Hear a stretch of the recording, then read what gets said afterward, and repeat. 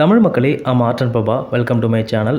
அர்ஜுன் தாஸை வச்சு ஒரு ஆக்ஷன் படம் வேணால் பண்ணலாம். ஆனால் ஒரு முழு நீள காமெடி ஸ்டோரி பண்ண முடியுமா? முதல் மரியாதையில் வந்த பொன்னாத்தா மாதிரியான கதாபாத்திரங்களை நடித்த வடிவுக்கரசியால் மணி ஹீஸ்டில் வர்ற ஒரு டோக்கியோ மாதிரி கேரக்டர் ப்ளே பண்ண முடியுமா? இதெல்லாம் முடியும், நான் பண்ணுவேன்னு இயக்குனர் ஹரிஷ் துரைராஜ் அவரே தயாரித்து இயக்கியிருக்க கான் சிட்டி படத்தை பற்றி தான் இந்த வீடியோவில் நம்ம பார்க்க போகிறோம். இபி ஆஃபீஸில் வேலை பார்க்குற அர்ஜுன் தாஸ் இறந்து போன அவரோட அம்மா வீடு கட்டுறதுக்காக ஊரை சுற்றி வாங்கி வச்சுருந்த கடனை அடைக்க முடியாமல் ஃபோனை சுவிட்ச் ஆஃப் ஒளிஞ்சு வேலைக்கு போயிட்டுருக்காரு. ப்ரெக்னெண்ட்டாக இருக்க அண்ணாபென் சொந்தம்னு சொல்லிக்க யாருமே இல்லாமல் தங்குறதுக்கு வீடு கூட இல்லாமல் கஷ்டப்பட்டுட்டு இருக்காங்க. யோகி பாபு தன்னோட அம்மாவான வடிவுக்கரசிக்கு ஆப்ரேஷன் பண்ண பணம் இல்லாமல் எல்லார்கிட்டையும் உதவி கேட்டு யாருமே உதவ முன்வராததுனால வடிவுக்கரசியை எப்படியாவது காப்பாற்றணும்னு போராடிட்டு இருக்காரு. இவங்க 3 பேருமே ஏதோ ஒரு வகையில் ஏமாந்து பணத்தை இழந்து நடுத்தருவுக்கு வந்திருக்காங்க. ஆனால் அதனால் மட்டுமே ஹர்ஷத் மேத்தா மாதிரி பெரிய ஸ்கேம் பண்ணணும்னு வரிஞ்சு கட்டிக்கிட்டு திருடவோ கொள்ளையடிக்கவோ திட்டம் போடலை.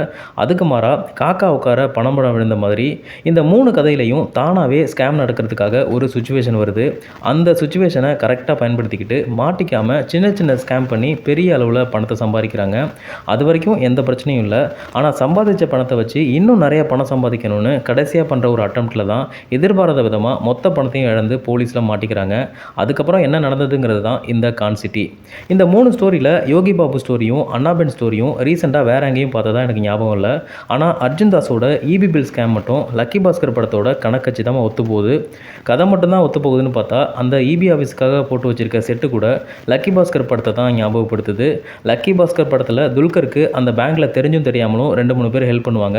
அதே போல் இங்கேயும் அர்ஜுன் தாஸுக்கு விடிவி கணேஷ், அருள்தாஸ், ஆதித்யா கதிர் இவங்க எல்லாருமே அவங்களுக்கே தெரியாமல் ஹெல்ப் பண்ணுறாங்க. லக்கி பாஸ்கர் படத்தில் துல்கர் பேங்க்கில் டெபாசிட் ஆகிற பணத்தை கம்ப்யூட்டரில் அப்லோட் பண்ணாமல் மேனுவலாக என்ட்ரி போட்டு ஒரே நாளுக்குள்ளே அந்த பணத்தை ரொட்டேஷன் பண்ணுவார். அர்ஜுன் தாஸ் பிரிண்டரில் பில் போடாமல் மேனுவலாக பில் போட்டு 10-15 நாளைக்கு அந்த பணத்தை ரொட்டேஷன் பண்ணிகிட்டு இருக்காரு. அந்த படத்தில் ராம்கி கதாபாத்திரம் எப்படி துல்கர் சல்மானுக்கு ஹெல்ப் பண்ணிச்சோ அதே போல் இந்த படத்துலையும் அர்ஜுன் தாஸ்க்கு வெளியில் இருந்து ஒரு ஃப்ரெண்டு ஹெல்ப் பண்ணுறாரு. ஆனால் லக்கி பாஸ்கர் படத்தில் இருந்த நம்பகத்தன்மை இதில் கொஞ்சம் கம்மியாக தான் இருக்குது. இருந்தாலும் Kolamaavu Kokila, blast, revolver Rita இந்த மாதிரி ஃபேமிலி ஓரியன்டான க்ரைம் ஸ்டோரியில் வர்ற மாதிரி ரத்த கலரி காட்சிகள்லாம் இல்லாமல் குழந்தைங்க பெரியவங்கன்னு எல்லாரும் பார்க்குற மாதிரி அழகாக ஸ்கேம் பண்ணியிருக்காங்க. அர்ஜுன் தாஸையும் அழகாகவே காட்டியிருக்காங்க. தமிழ்நாட்டில் அர்ஜுன் தாஸ், விடிவி கணேஷ் இவங்க 2 பேருக்குமான அடையாளமே அவங்களோட தனித்துவமான அந்த குரல் தான். இவங்க 2 பேரும் சேர்ந்து ஒரே ஃப்ரேமுக்குள்ளே அவங்களோட யூனிக்கான அந்த வாய்ஸில் காமெடி பண்ணுறது ரசிக்கும்படியாக இருந்துச்சு. தமிழ், தெலுங்கு, கன்னடம், மலையாளம் அப்புறம் ஓவர்சீஸ் எல்லாம் சேர்த்து வேர்ல்டு வைடாக 770 ஸ்க்ரீனில் இந்த படத்தை ரிலீஸ் பண்ணியிருக்காங்க. அர்ஜுன் தாஸ் லீட் ரோல் பண்ணியிருக்க ஒரு படத்துக்கு 770 ஸ்க்ரீன் அப்படிங்கிறது ஒரு பெரிய விஷயம். ஆனால் அந்தளவுக்கு பெரிய ஓப்பனிங்லாம் இல்லை. நிறைய சீட்டு காலியாக தான் இருந்துச்சு. எந்திரன் படத்தோட ஒரு டிவி ஷோவில் சிவாஜி படத்தோட டயலாக் பேசி அண்ணாமலை படத்தில் வர்ற ஒரு காட்சியை ரீக்ரியேட் பண்ணியிருக்காங்க. தியேட்டரில் கொஞ்சம் பேர் தான் இருந்தாங்க. ஆனால் அந்த காட்சி வரும்போது அங்கே இருந்த அத்தனை பேரும் கைதட்டி ரசித்து கொண்டாடினாங்க. இப்படி நாம் ரசிக்கிறதுக்கும் நம்மளை சர்ப்ரைஸ் பண்ணுறதுக்கும் நிறைய காட்சிகள் படம் முழுக்க இருக்குது. அந்த காட்சிகள் எல்லாம் இந்த கதையில் இருக்க லாஜிக் ஓட்டைகளை ஓரளவு சரி பண்ணியிருக்குன்னு சொல்லலாம். கொட்டுக்காளி படத்தில் அறிமுகமான அண்ணாபென் தான் இந்த படத்தில் ஹீரோயினாக நடிச்சிருக்காங்கன்னு படம் பார்க்கும்போது சத்தியமாக தெரியல. லேட்டாக அவங்களோட இன்டர்வியூ பார்க்கும்போது தான் எனக்கு கனெக்ட் ஆச்சு.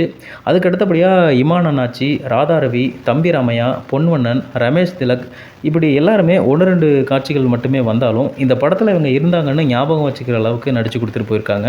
இவங்க எல்லாருக்கும் மேலே குட்டி அகிலன் கிளைமேக்ஸில் நாம் எதிர்பார்க்காத ஒரு சீனில் நம்மளை சர்ப்ரைஸ் பண்ணியிருக்காரு.